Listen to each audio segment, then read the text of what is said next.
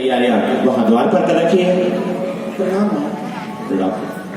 हाँ बेटा, तुम यहाँ क्यों रुके हुए हो? चलो द्वार पर देखो कितनी भव्य तैयारियां की हैं तुम्हारे स्वागत की। मैंने हाँ स्वयं अपने हाथों से भोजन बनाया है, दोनों को खिलाऊंगी। भूखे होंगे ना, देखो चेहरा भी उतर रहा है। राजा जी देखो ना, दोनों के चेहरे उतर रहे हैं। हाँ मैं इन्हें भोजन खिलाऊंगी, हाँ फिर दोनों आराम करेंगे। सारी बातें अब हम कल करेंगे। चलो पुत्रों चलो।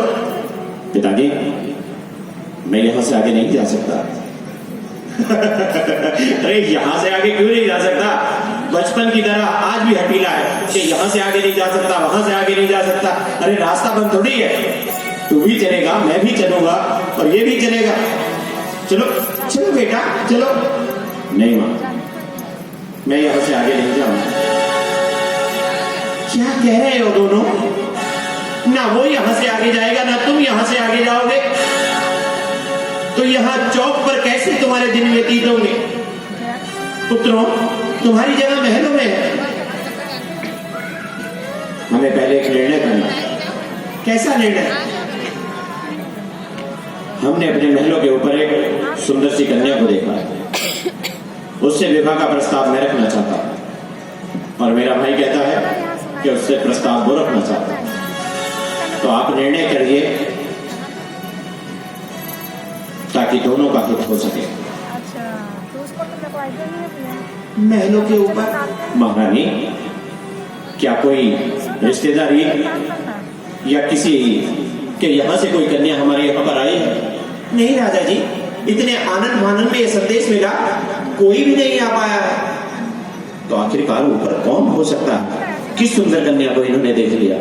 मुझे तो अवश्य ऐसा लगता है कि तुमने पहले से कोई योजना बनाकर रखी होगी, क्योंकि तुम दोनों के विवाह की तैयारी कर रही थी। अवश्य ही तुम्हारे रिश्तेदारों के यहाँ से कोई ना कोई आया हो। नहीं नहीं कोई नहीं आया। तुम्हारी चाची की लड़की आई होगी? नहीं वो भी नहीं आई। तुम्हारी मौसी की कन्या आई होगी? नहीं वो भी नहीं आई। तो तुम्हारे फूफा की कन्या आई होगी? नहीं नहीं वो भी नहीं आई। अरे ऐसा क्या पूरा खानदान ही मिट गया? क्या मतलब? क्या? और हमारी छत पर कन्या को देखा गया है, तो आखिर वो कन्या कौन है?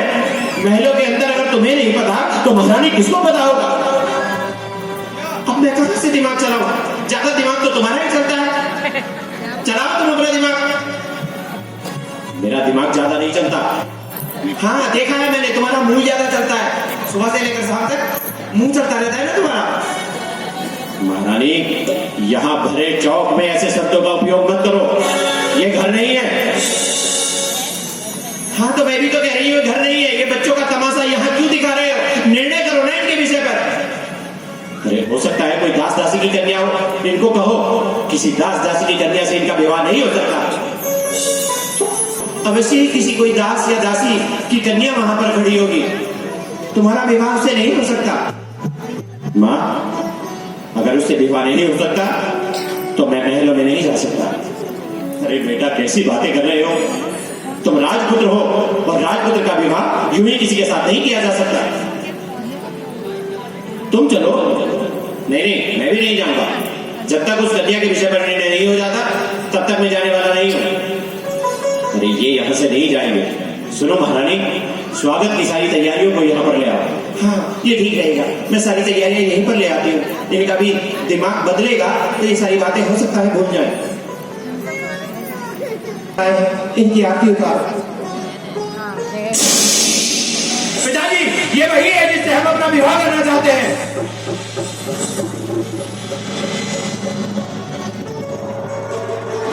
क्या कह रहे हो पुत्रों? इससे तुम विवाह करना चाहते हो? इससे तुम्हारा विवाह नहीं हो सकता। क्यों पिताजी? क्योंकि ये तुम्हारी बहन है।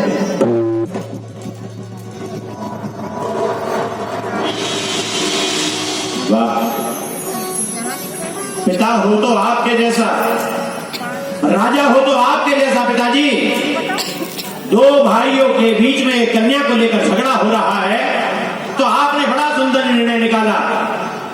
एक किसी अनजान कन्या को आपने हमारी बहन बना डाला। वाह वाह पिताजी वाह। आप ही के जैसा राजा होना चाहिए, आप ही के जैसा पिता होना चाहिए। नहीं पुत्रों, ये कोई अनजान कन्या नहीं है, ये तुम्हारी सगी बहन है।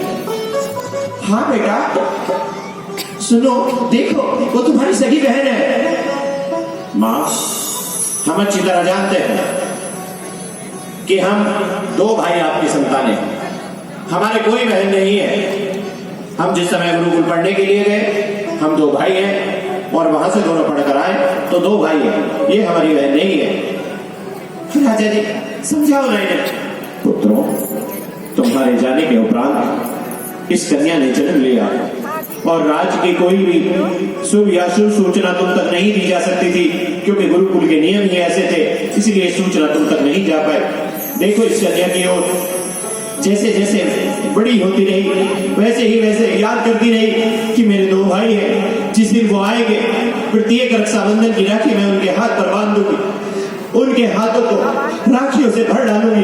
देखो इसकी तरफ, ये सच में तुम्हारी बहन है, ये सच में तुम्हारी बहन है। वाह पिताजी वाह, समझ गए हम इस संसार को, समझ गए इस दरबार को। क्या समझ गए पुत्रों? यही पिताजी कि पिता पुत्र को धोखा देता है और पुत्र पिता को धोखा देता है। ये आंखें जब चाहें वैसा निर्णय ले लेती है, और आज इन्होंने बहुत गलत निर्णय लिया। ये वही नैन है जो भगवान को देखने में धोखा नहीं खाते, ये वही नैन जो पिता को देखने में धोखा नहीं खाते, ये वही नैन जो माँ को देखने में धोखा नहीं खाते, ये वही नैन जो गुरु को देखने में धोखा नहीं खाते। आज अपनी बहन को देखने में धोखा क्यों खा गए पिताजी, क्यों? वो तुमसे भूल हुई है, क्योंकि तुम्हें पता नहीं था कि तुम्हारे घर में बहन है, इसलिए तुमसे ये भूल हो गई है। पुत्रों, ये भूल इसलिए हो गई नहीं पिताजी,